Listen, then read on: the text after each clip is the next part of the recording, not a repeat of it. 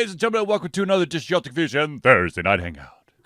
Yo! It is good to be back because last Thursday I felt naked and unalive. I'm sorry, ladies and gentlemen, of course, I am your host, Charlie, and I'm joined once again by the prolific Connor himself, Zealeus.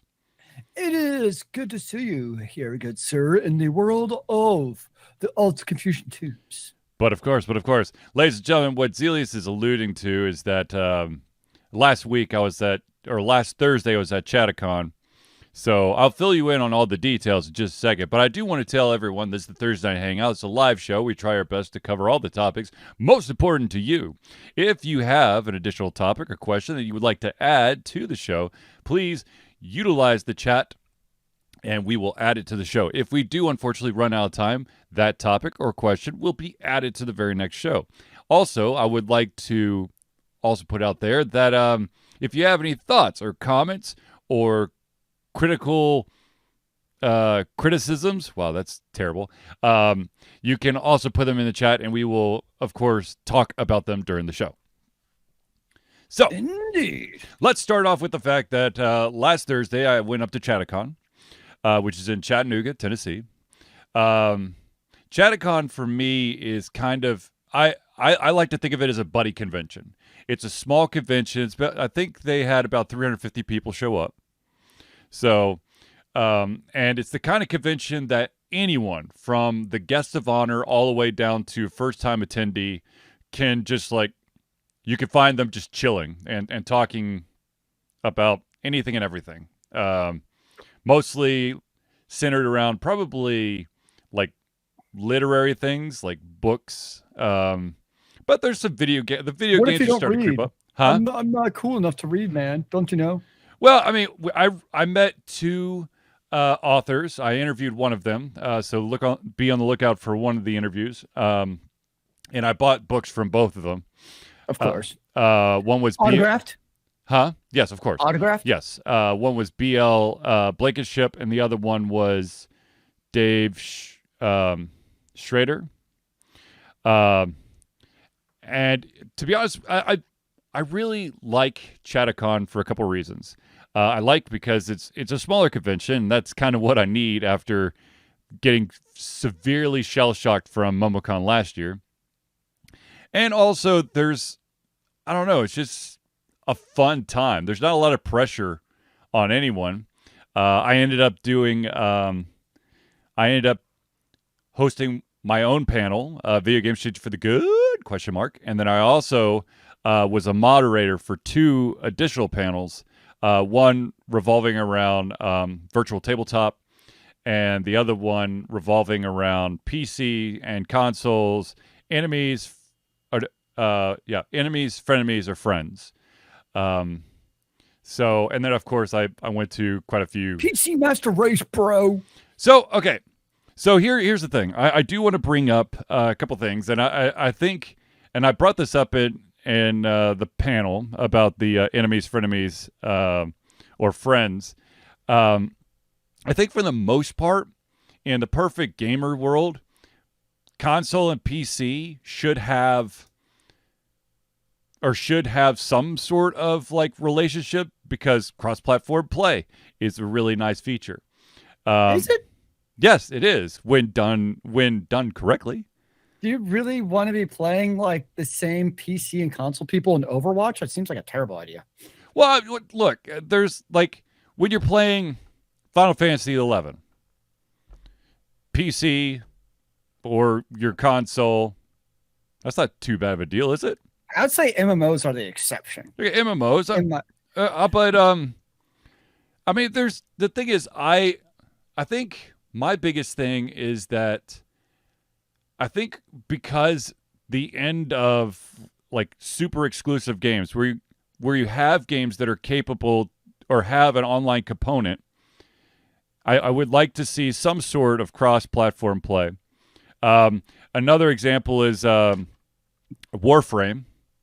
Yeah. I think they finally instituted cross-platform play.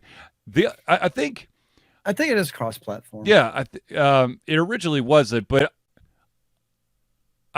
in my personal opinion, when I think cross-platform for me, what would be intriguing for me is that if your account is accessible across platforms. So cross save. Cross save, but also the ability to play cross platform. So you Now, still cross save would be nice, Yeah, especially for like PvE type of games. 100%. or especially for free to play games. Yeah. Like I think it's Hogwarts Legacy is already confirmed it's not cross save. Okay. Which, to your point though, like we know it's coming on the consoles and the PC. Yeah. And I can kind of understand like a PvP type of game. I can understand either way. Like, okay, either way you want to go, there's pros and cons to each. Right. But if you're purely a particularly single player game, I'm like, come on, bro. Yeah. Like, just make a cross save. Like, I mean, all the Shadows of Mordor games, I'm pretty sure those aren't cross save. So I agree. It would be nice. But a lot of developers obviously don't still want to do it for, I don't know if it's a technical limitation where it's, they're deciding differently for each platform up front. If it's like a strategic choice that they make or like kind of what the reasoning is, but it's still not the norm. If anything, it's online games have it. And even then it's not across the board. It's kind of random.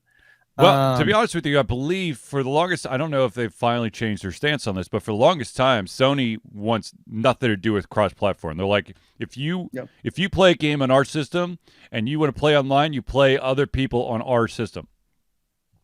Like, I would love if Destiny was cross-save. Like, if Destiny 2, if I could pull up my, you know what? Actually, no, Destiny 2 is cross-save. It's, what I'm getting mixed up is you have to buy it multiple times. Right. That's what I'm thinking of. Now I'm totally okay with that. If that's what it takes, like if I need a cut, I don't. If it's something that I have to pay for up front, and then I have and then I want to play it on a different platform, and I'm totally okay with buying it again as long as I don't lose my progress across.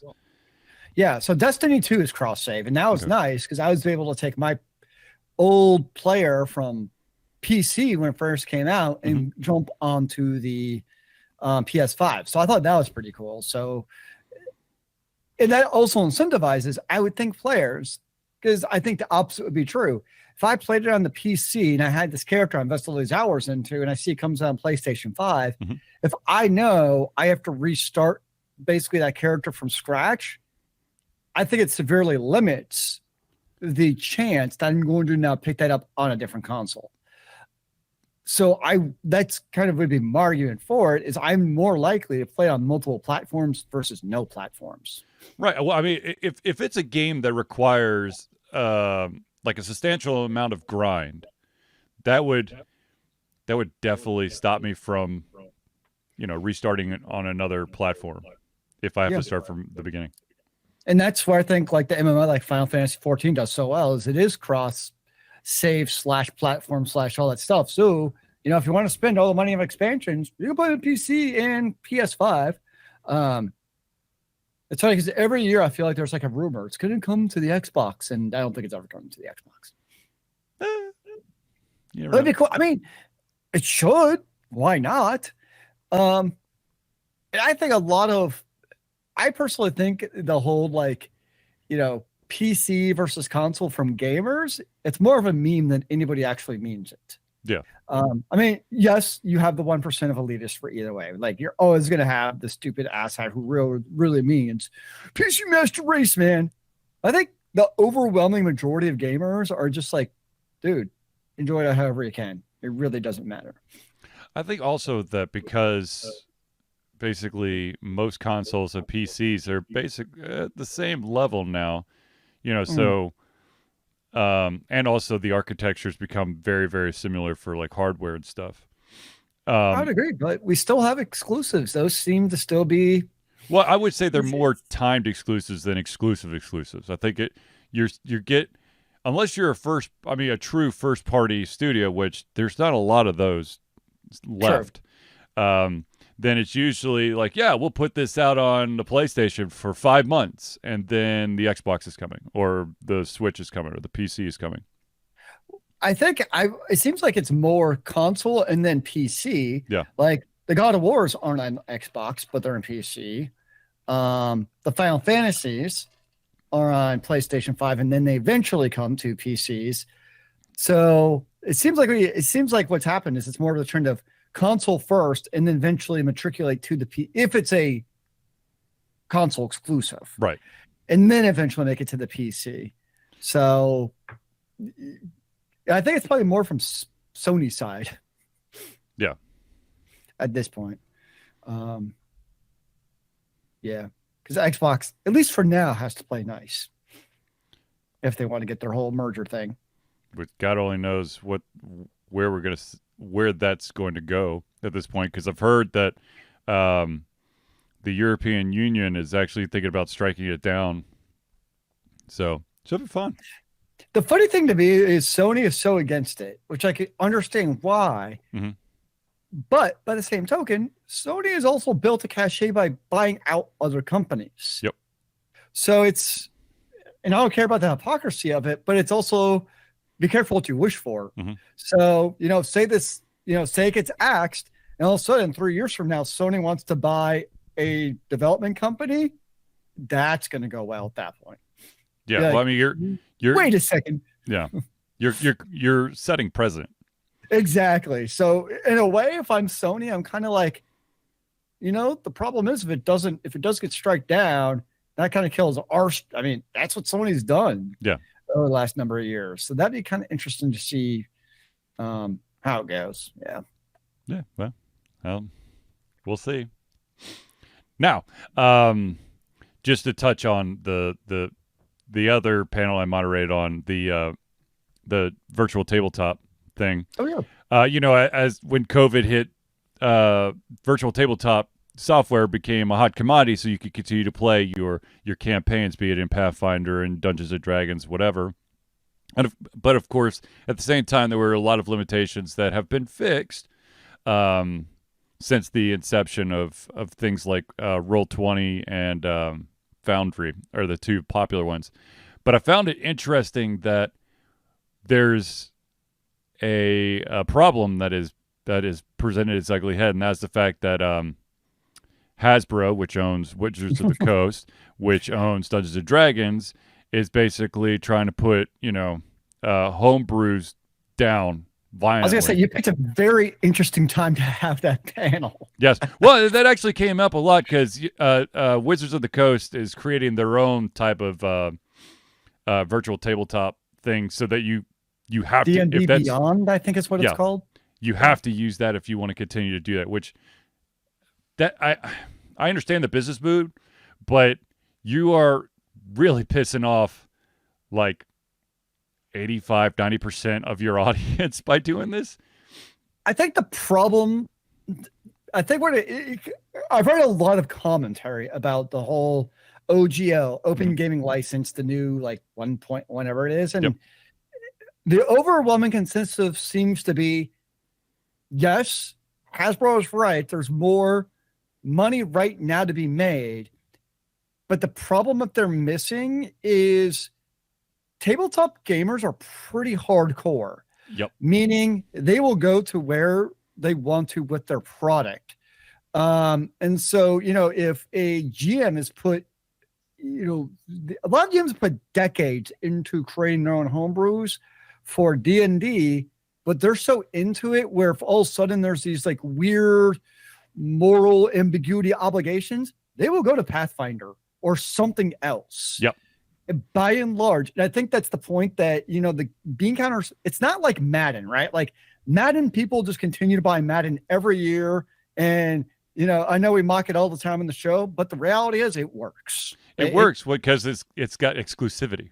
Yeah, it shouldn't, but it does. But the problem with that I think the Hasbro execs are missing is it's such a different market than your normal market of the people who play tabletop games, where if you screw over your gamers, because it's very much a word of mouth type of community, meaning you want your friends to speak well of this game. If they don't speak well of D&D and they're now speaking well of Pathfinder, they're going to all move to Pathfinder. Mm-hmm. So I think that's the long-term issue with this whole thing that's going on.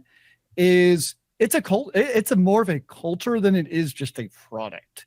Right. And if you kill that culture, your DMs in game. I mean, we've already seen, like, every year I go Dragon Con, I feel like I see more and more Pathfinder tables. I mean, D&D is obviously still the king, but it's not like there aren't other options in the marketplace. Right. Exactly. And other company, and like the company, I can't remember the name, who behind Pathfinder is already committed to basically a irrevocable open gaming license for their product.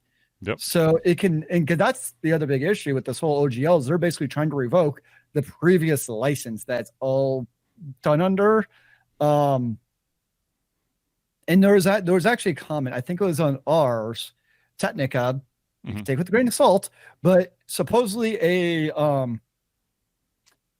Wizards of the Coast / Hasbro employee posted, anonymously obviously, of course, that like most situations, the company sees the negative feedback, so they pull it back. But there's been comments made by the execs where they're literally just waiting for the fur to die down. Of course. And once it does, they're not the first and they won't be the last company to do this. And once it dies down, they'll try again, or they'll chip away slowly, and chip away slowly. And I think that's where most people are at. Like, once they've let the genie out of the bottle, it's going to happen. It might not be today. It might be 10 years from now, but it's going to happen.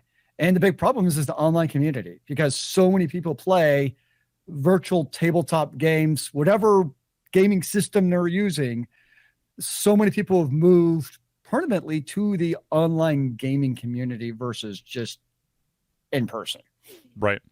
Well, I mean, you know, the using virtual tabletop software definitely has its advantages, because you can then pull in a ton of people from different areas.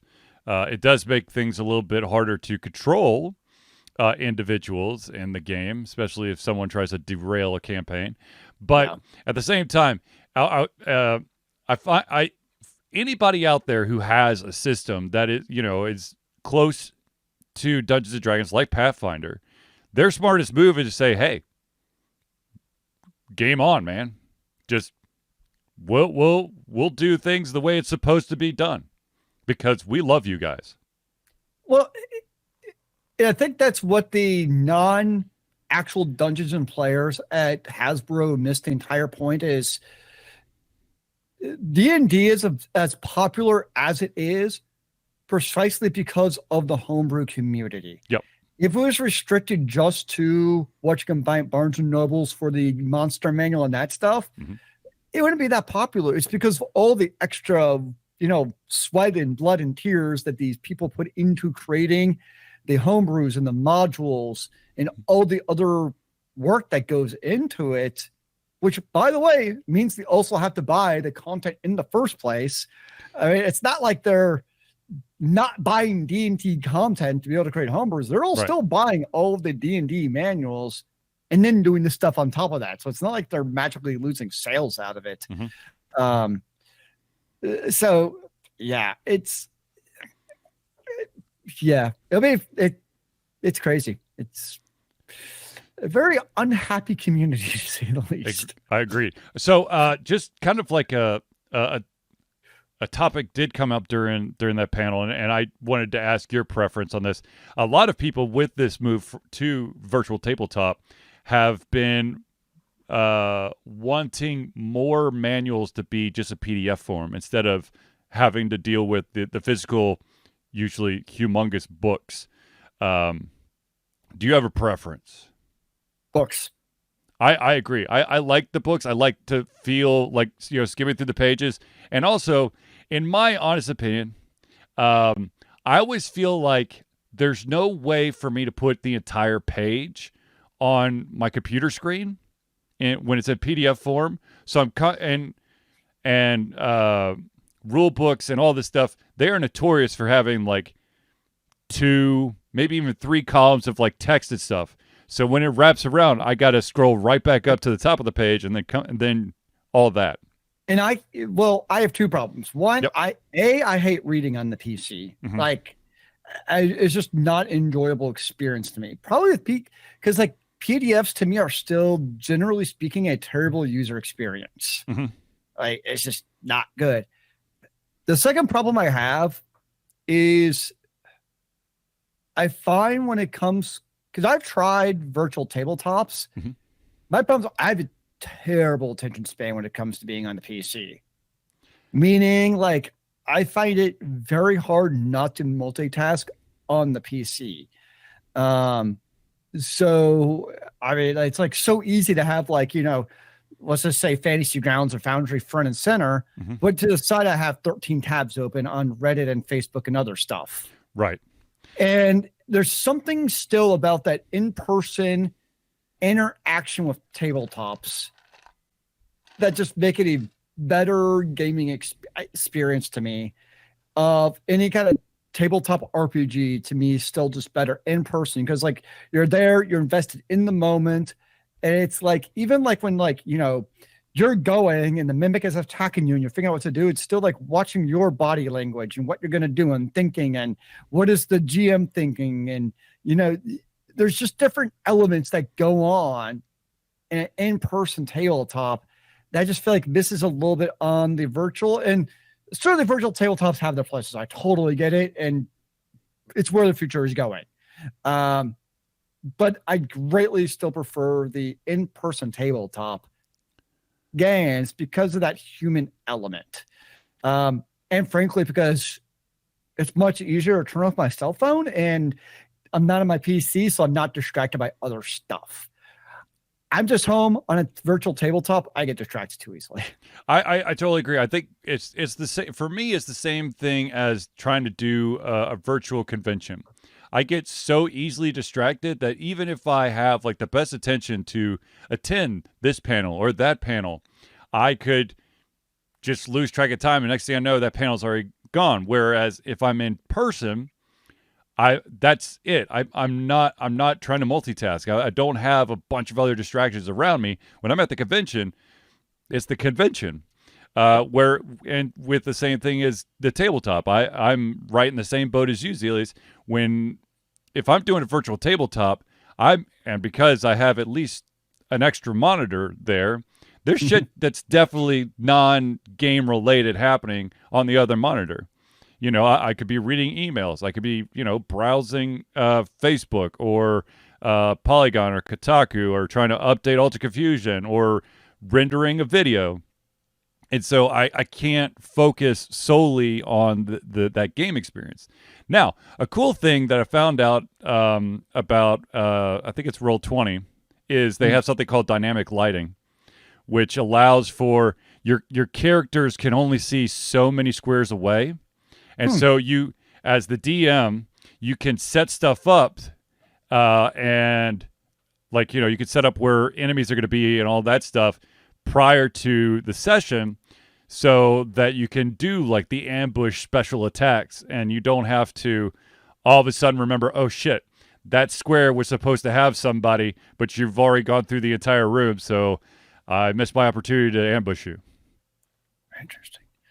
All right, so I have a question for you related to mostly virtual tabletops. Mm-hmm. What are your thoughts on free versus paying somebody to DM a game for you?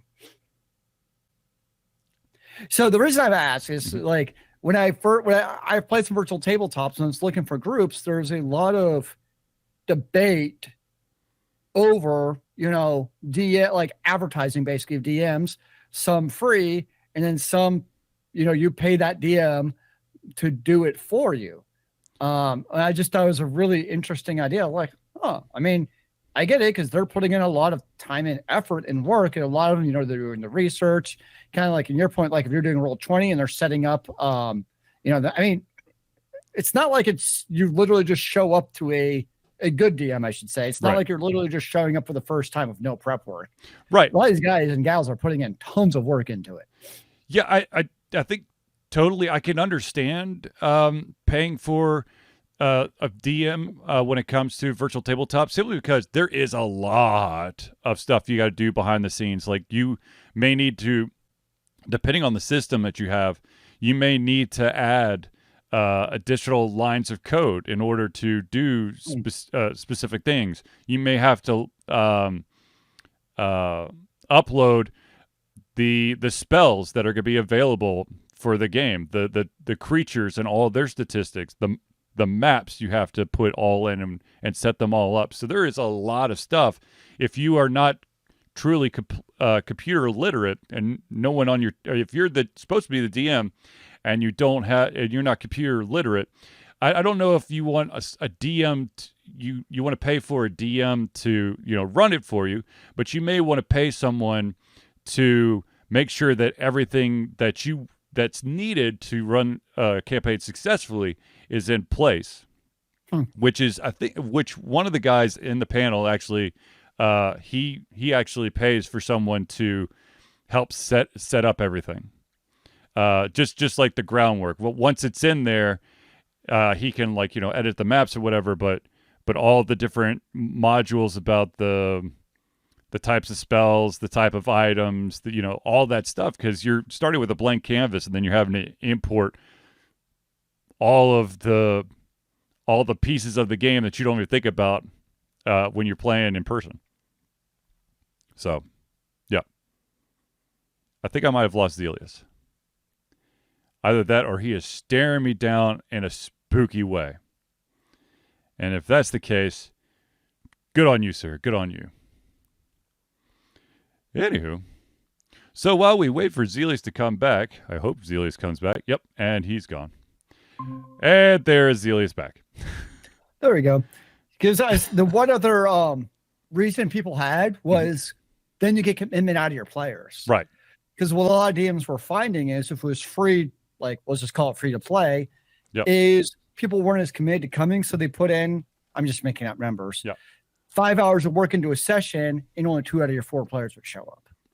Yep. So that was like one of the other arguments. I was like, okay, I can actually understand that because that'd be frustrating. Where you put all this work in and all of a sudden, your gamers aren't showing up would probably kind of tick me off. Yes. It definitely would for me. But then again, when I was running games, it was a complete homebrew system, and I needed people. Well, actually, that's not technically true, because way back in the day, I actually set up some chat rooms and ran some Crystals of Prion through chat rooms. Oh, nice. That was back in the Storm Loader days. Oh, I'm pretty sure I still have screenshots of that somewhere. It's archived. I've found it a couple times. That's awesome. Yeah. Oh, Stormloader. The good old days of our free websites. Yep.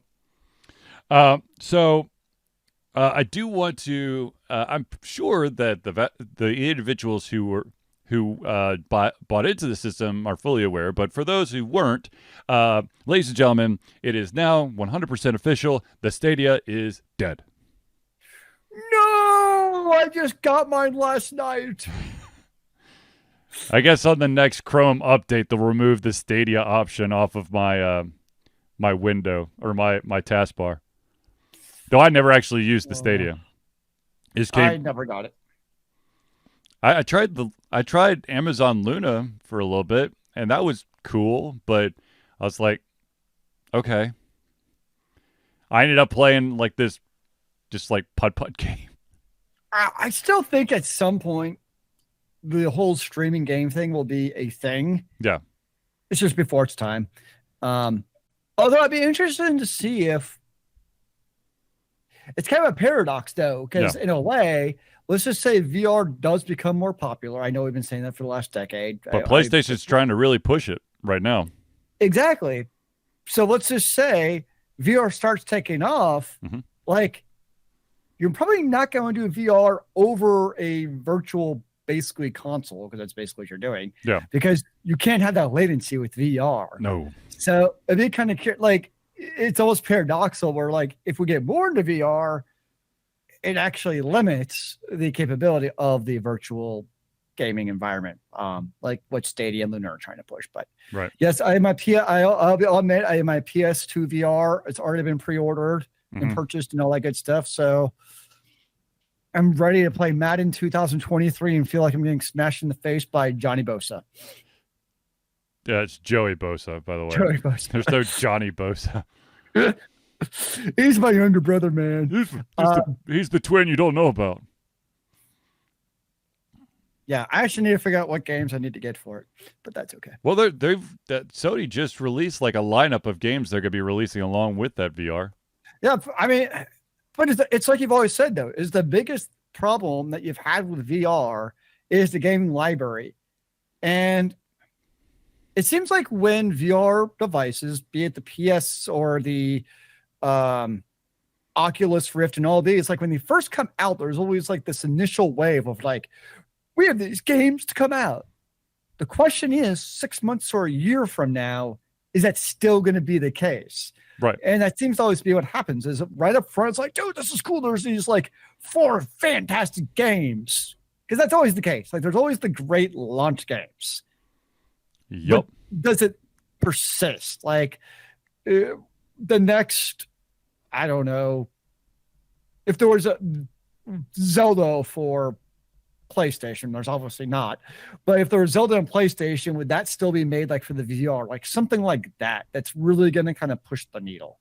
That's to be curious to see is, are you going to continue to have a push from developers and Sony to release games, not just for launch day? Mm-hmm. Well, we will see. Yes. And this is something that we've agreed on and we've talked about a lot. After that initial, launch of the VR ready games, the fact of the matter is it's expensive to add a VR feature, and even those early games, there's going to be a lot of people who are going to try to, get in early to get that extra money, because VR will be that hot thing. And VR in those games will probably be just slapped on there just so, they qualify for the VR tag. Well, the one game I know I will be getting is Horizon Zero Dawn 2. I know it's not called 2. There's like a tagline to it. Right. That is for VR. So that'll be my day one, I guess, purchase. So it'll be like, okay, actual AAA title on the VR.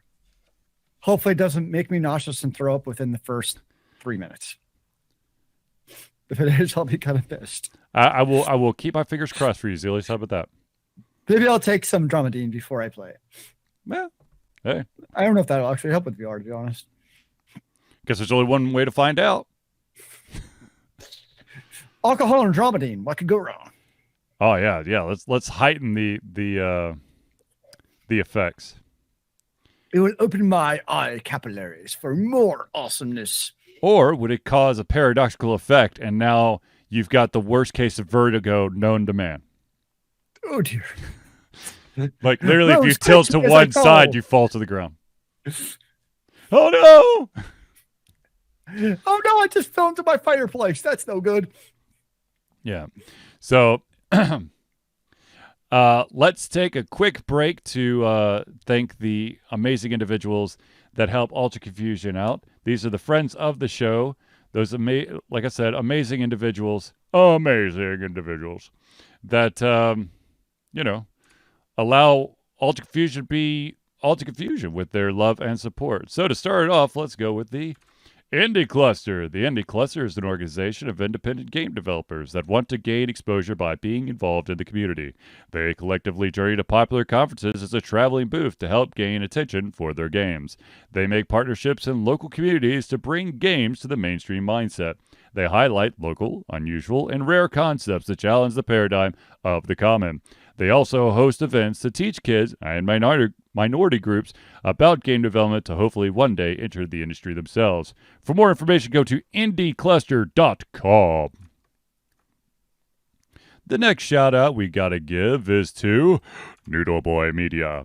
Founded in 2015 by Andrew Tran, Noodle Boy Media, previously Whack Kid 47 Media, is your choice for professional photo shoots and panel recordings at conventions. They pride themselves in providing a high level of professionalism, top-notch experiences, and quality services. If you want more information and to view their full list of services, check out facebook.com/noodleboymedia. The next one up is an individual who's actually at my house today to help get some of those aches and pains out of my back, and that, of course, is Hero Chiropractic. Hero Chiropractic is a unique healthcare practice set up by Ryan Moore. The company's focus to elevate a patient's experience of freedom, creative expression, and joy. They believe that everyone can be a hero and has incredible heroic potential inside themselves waiting to be unleashed. Hero Chiropractic focuses on mobile chiropractic care in the greater Atlanta area.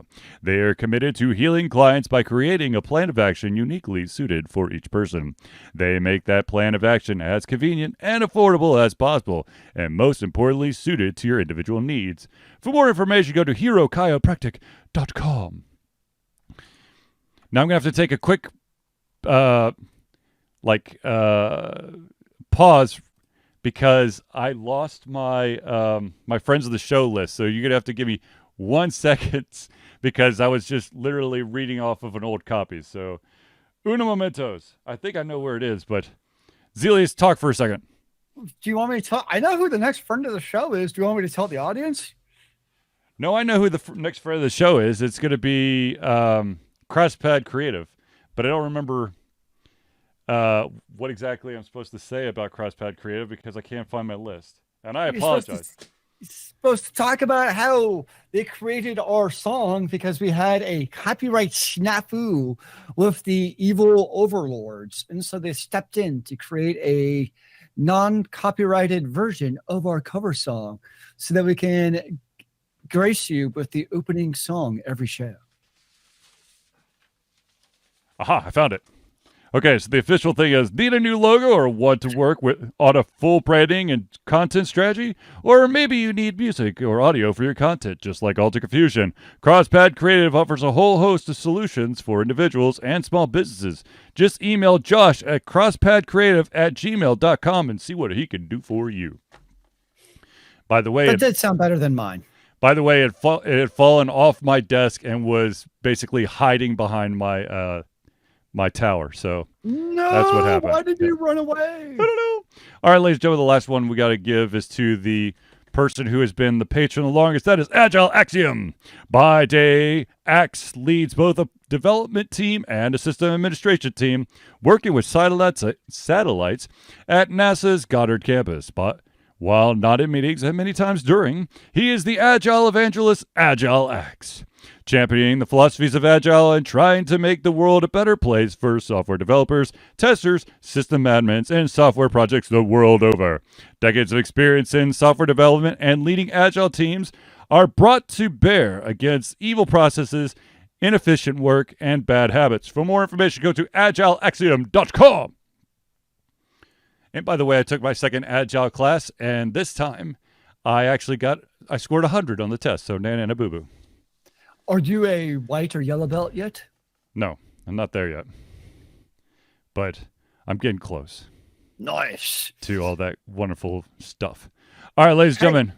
If anything, it looks wonderful in a resume. Exactly.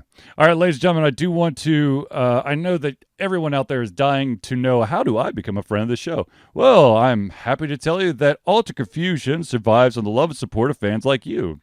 And so we have a Patreon page. Patreon lets you, the fans, lovers, haters, demigods, interdimensional beings, gods, demons, aliens, werewolves, vampires, mummies, Loch Ness monsters, and supporters, and much more to become active participants in the work we love through a monthly membership. This gives you access to exclusive content, community, and insight into our creative process. In exchange, we gain a bit more freedom to do our best work and the stability we need to build an even stronger creative career. Currently, we have 2 different tiers. We have the $1 tier, that's $1 a month or $12 a year. And what that will get you is early access to all of playthroughs, as well as the ability to take part in patron-only posts.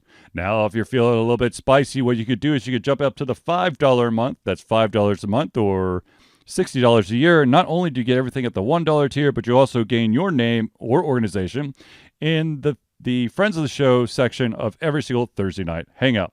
So if you want to become a patron of Altered Confusion, go to Patreon. That's patreon.com/Altered Confusion. All right. I said that I was going to sign up for Extra Life, and I have not, unfortunately, because things have been busy or crazy. But as soon as I have re-registered for Extra Life, we'll give you that information. Nice. But if you are interested in making your own Extra Life team or become a single participant, just go to extra-life.org and you can sign up today. Yes. All right, ladies and gentlemen, let's jump right back into the stories here. The first one, this just makes my skin crawl and my stomach want to basically leave my body, and that is Mountain Dew has announced a limited time, thank God, a limited time, limited edition Mountain Dew Baja Blast hot sauce. Yeah. I'm so confused. How's that supposed to actually work? I don't know. Baja Blast is the most disgusting flavor that I've ever come across, and now you're going to make it hot.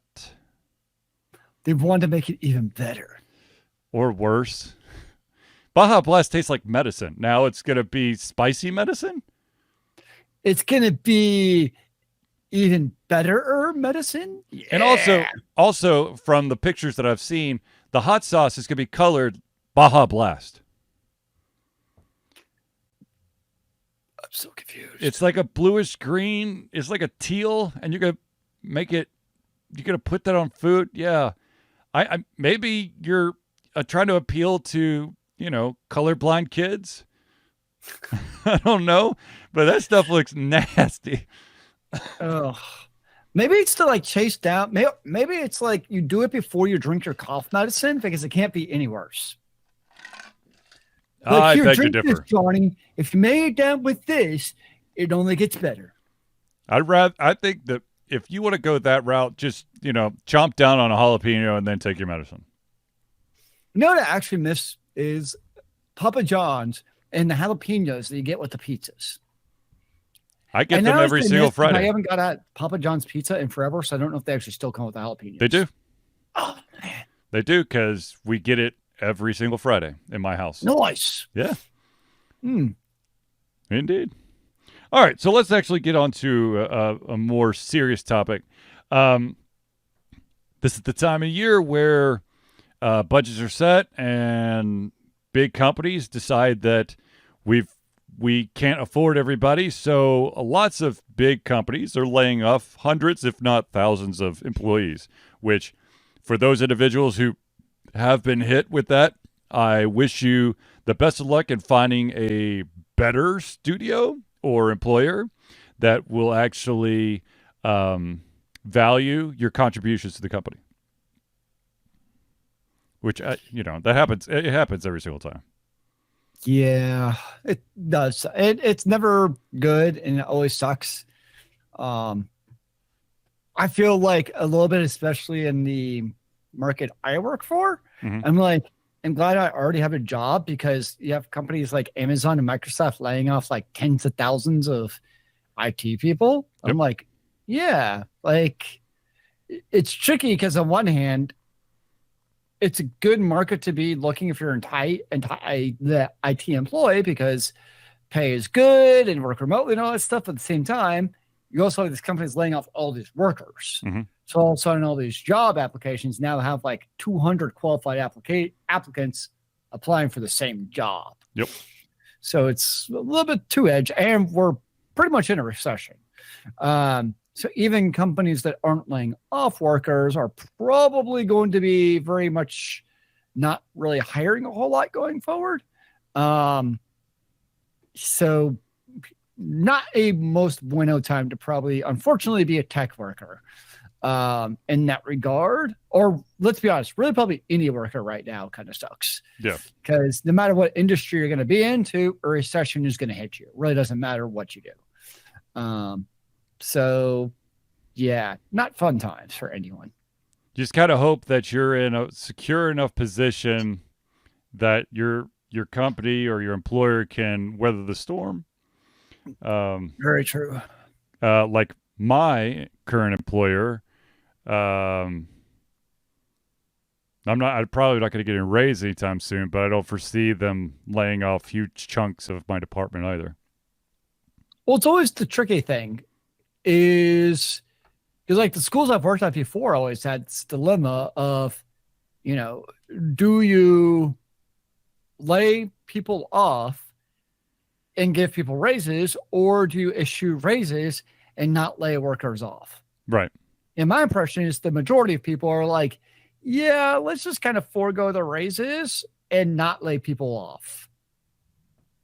The tricky part is, does ownership use that as a rationale just to not give raises? True. How about ownership take a pay cut so you can pay your employees the correct amount? It's tricky. Yeah. There are individuals out there that do so much more work than the higher uppers, but they get paid like a fifth of the higher upper. Seniority rules. It pays to be on top, right, bro? Exactly. I wish I knew the feeling. Okay, so the final topic that I have is toxicity in games.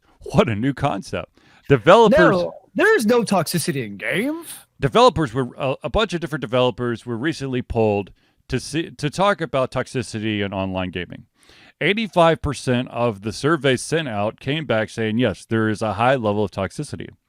And of those 85%, 70% of those individuals say that toxicity has spread not only from the players, but also to the actual employees that develop or work on said games.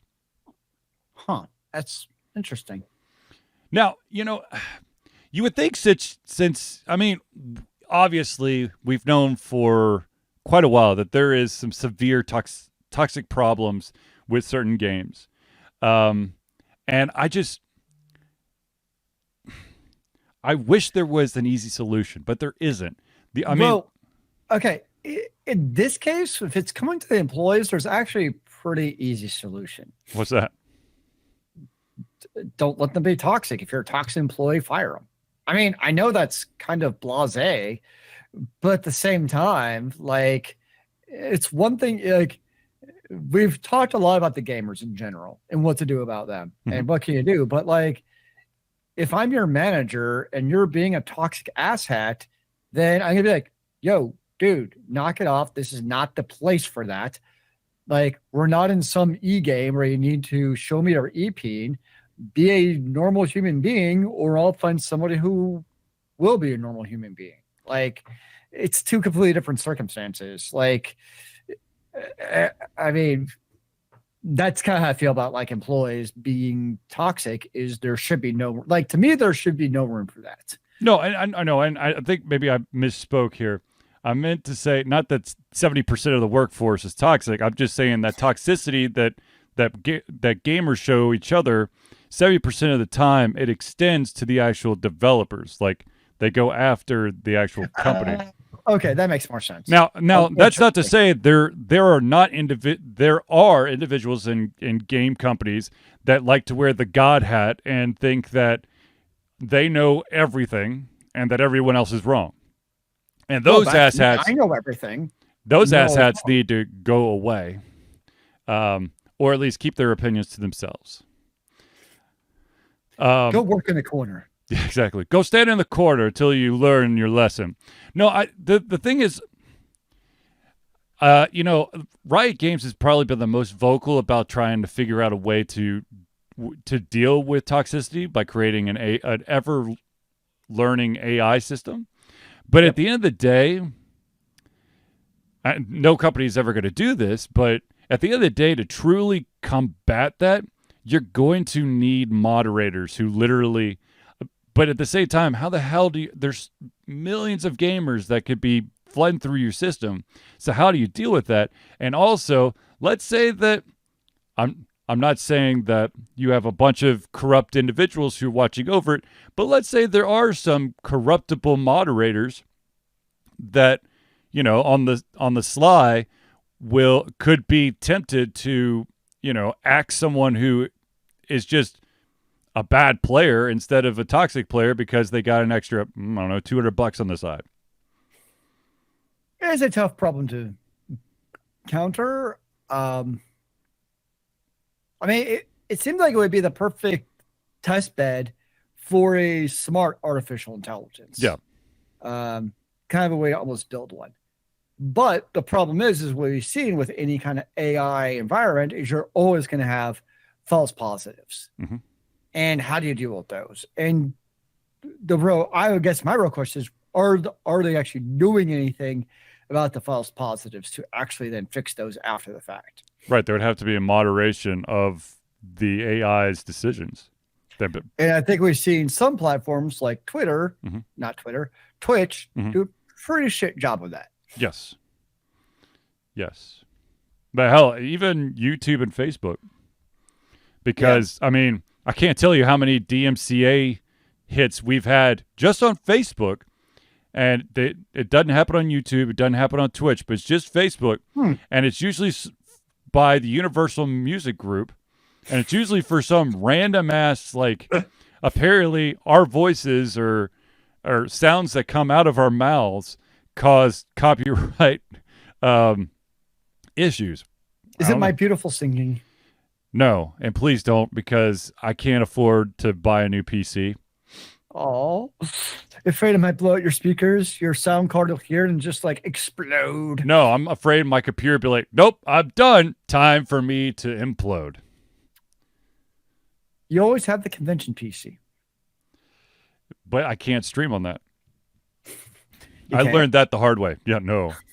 No, that PC goes, no, nice. That's not going to work. The only way for me to stream if I wanted to stream something that's on the convention PC, I'd have to use my video capture card and actually stream it through my desktop.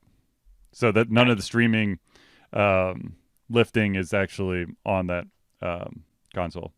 Though I did have to replace the battery. The CMOS battery again. Yep. Well, I actually had to replace it instead of trying to do the trick that usually you'd have to do with one of the problems with the Alienware Alpha is that from time to time that thing gets unsynchronized. And so what you have to do is you have to unplug the battery for 10 minutes and plug it back in. And then then you have to hit, I think it's F7 to go into the BIOS menu, and you go through there and fix everything, and then ta-da! But the battery had actually gone bad, so I had to buy a new one. Though they sent it, okay, if anyone's ever seen the size of the battery, it's tiny. It's I don't know, it's about the size of a dime. And I got it in a 2 by 3 foot box. What the fuck is that?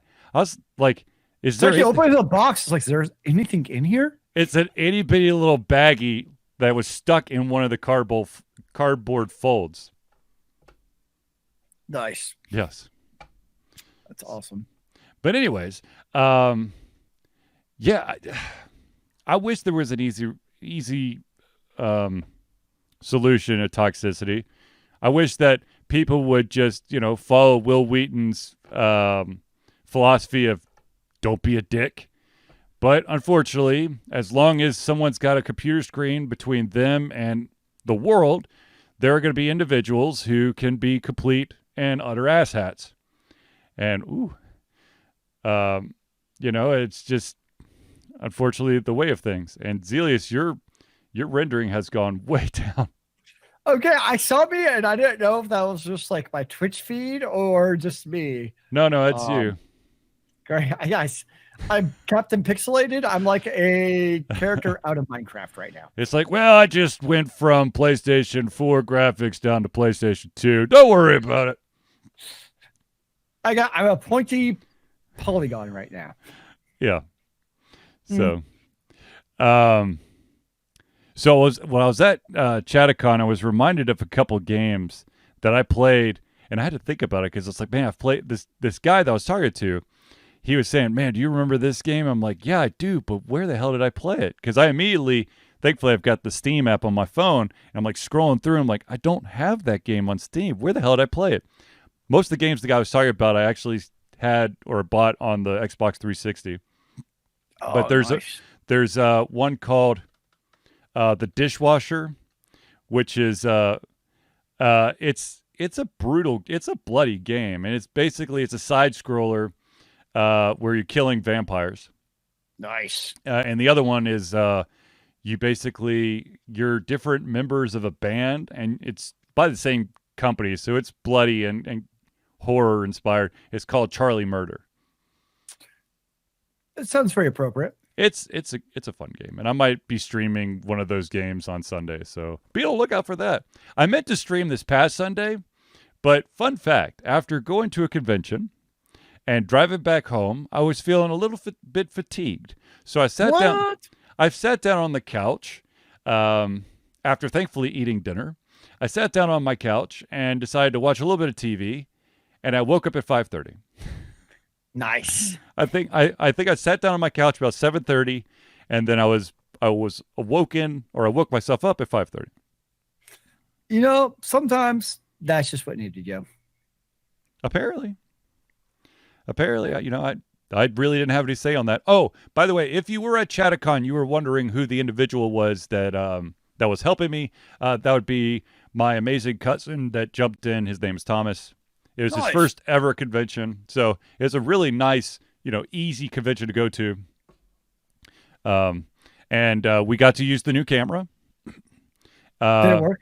Oh yeah, beautifully.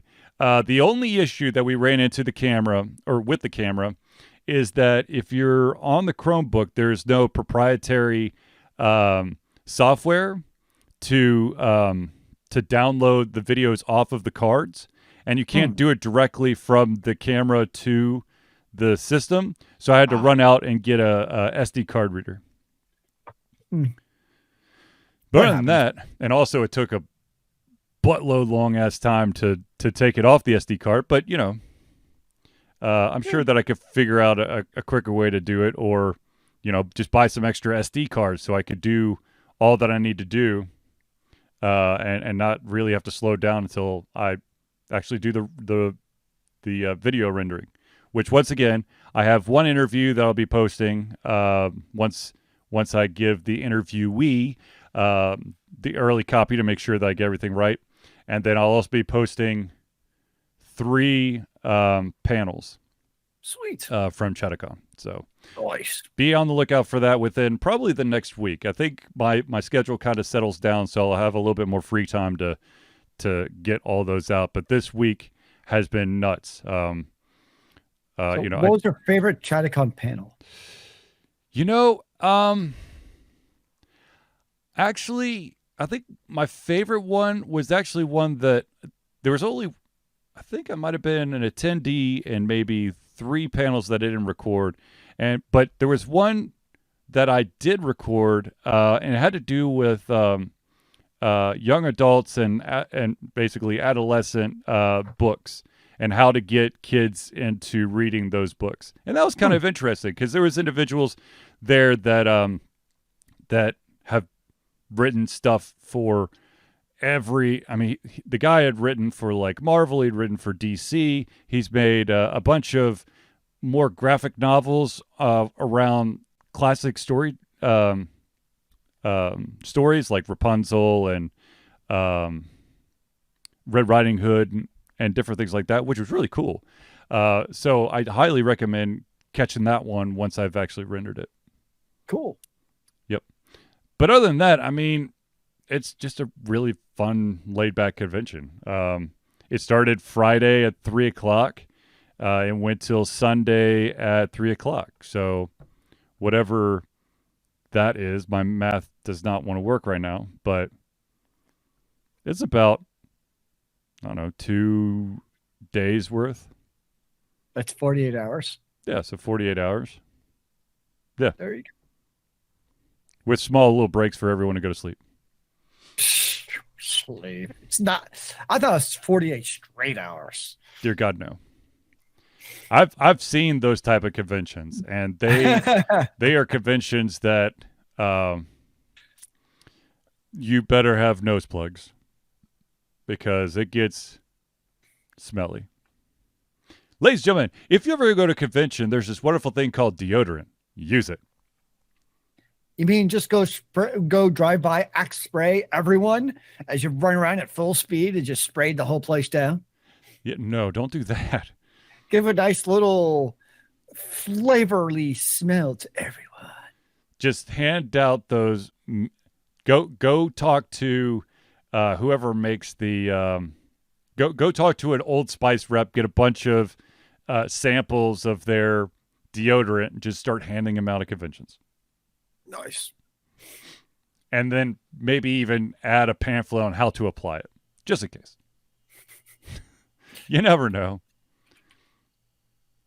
But just one more thing about ChattaCon. One of the most amazing things about ChattaCon, this is why I think that this is going to be a convention that I keep coming back to, is that in their closing ceremonies, they're like, "Thank you for everyone coming." Give a shout out to the guests of honor, and also, okay, what went well, what didn't, anything and everything, go. And so, oh my God, they're open to feedback. They're willing to change the convention to make it better for those who attend. What a concept. I mean, I found out that there's a certain convention that I am not going to be invited to anytime soon, but I am not the only one. There are several people at ChattaCon that are not invited to that certain other convention. I actually read a book related to that called Radical Candor. Mm-hmm. And it's interesting because it's actually about how to give feedback, because there's basically like 4 different quadrants of giving the feedback, but doing it basically without not being nice about it, but basically giving it without being a dick. Yeah. And it was very interesting where it talks about the idea of like giving the feedback or being able to have those conversations with people, but being able to do it in such a way where it comes off as basically, positive criticism versus just antagonism. Right. Well, I think it also So there is a way of doing it, and there are books about it. Maybe I'll get you one for Christmas. I know how to do it. It's just, but obviously, based on the recipients, I don't know, because you have a history of this. Okay. Well, it's not happened just once. But one of those conventions, we ended up being really, really good friends in the end because they figured out that I'm just trying to help make the convention better by giving suggestions. But that was after the fact. I'm just saying. Yeah, okay. So it was after the first 2 times I went to the convention. Look, there are some people who are open to change to make things better, and then those individuals who are only interested in how much money can we make and how can we make it damn near impossible to give out any free badges. So it's all about the moonies, sir. I want the moonies. And to be totally honest with you, I think that that's the kind of convention that I want to avoid, because I think that you'll get the major superstars, but it's just to rack in the money. You really don't Jesus, Freudian slip there. You don't care about the actual attendees. You just want to make sure that not only do you get all your money back, but you get more. There's a certain convention that Zealeus named earlier in the podcast that follows that, because I actually ran into the co-founder of said convention, and he left simply because it became all about politics and making as much money as possible. So, there you go. But yeah, I mean, it was fun. I'll definitely be doing MumbleCon. I still haven't decided about doing a fan table or not. Going to ChattaCon, I did not have a fan table. And I could definitely see it definitely gives me more mobility, but then I can't get the word out to audience members because there was no buttons or social media cards handed out. You should carry around you could get like one of those like waist straps that has like a giant flag sticking up with a big like Alt Confusion banner coming off your head. No, thank you. I'm just saying, I've seen them. Oh, I know. I've seen them too, but I'm old enough where just carrying around the camera on my back for long amounts of time is going to require me to see a chiropractor. So putting additional wind resistance. What I'm hearing is you need to bring around some young unpaid labor to carry around these equipment for you. Possibly. I'm just saying. Sounds like an opportune reason for some youngins to go. You never know. All right. I think we've basically covered every topic. Unless Zealeus, you have any closing thoughts? So do you actually play any video games this week? I did not. The extent of what I did outside the convention was just read. Oh, which reminds me, there is an amazing book series. It's called The Secret Seven. I highly recommend. I don't remember the author off the top of my head, but I highly recommend it. If you are a Kindle Unlimited user, you can get the entire series from Kindle Unlimited for free. The Secret Seven by Enid Blyton? I think so. I'll just click on. I'm going to click on this. Whoops, that would be Zealeus's thing. The Secret Seven are siblings: Peter, Janet, Jack, Barbara. Nope, different. Different not one. Not the same Secret Seven. Hold on. Oh my secret. How many Secret Sevens are there? Apparently, because this Secret Seven came out in 1949, so I don't think it's the same one. No, it's not that one. It is about the same number of books, though. So, dang it. Hold on. I'm so confused. How many Secret Sevens are there? No. There's another one. I swear to God, there's another one. Have I been giving everyone the wrong thing? Oh my God. Seriously? What is going on? I don't understand. Hold on. I'm going to go. I'm going to go back. Is a lie. I'm going to go back on Amazon. I'm going to go to my Kindle, see what I think, because I still have Kindle Unlimited. I think you're lying. Shut up, man. Wait. Where the hell is manage content and devices? I swear to God. No. Yeah. Okay. The Secret Seven. Joseph Daniel. No, it's Enid Blyton. I'm telling you. I'm reading it right here. Here. Hold on.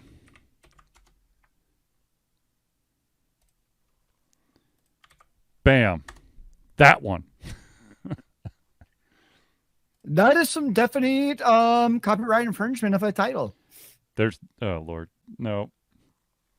That is definitely not the same Secret Seven. I'm just saying. Absolutely. So ignore the first one, ladies and gentlemen. The second one is the one you want. Anyways, and once again, that's Secret Seven by Joseph Daniel, which came out. I don't remember. Let's see here. That entire set came out last year, August 26th. So I highly recommend it. Anyways, all right. So, ladies and gentlemen, I'd like to thank everyone for tuning into the Ultra Confusion Thursday Night Hangout. For myself, Charlie, and Zealeus, it's been a pleasure giving everything come our heads, our mouths, and of course, our hearts. We'll be back next Thursday for another Ultra Confusion Thursday Night Hangout. Remember, kids, keep on gaming in the free world. Amen to that, brother.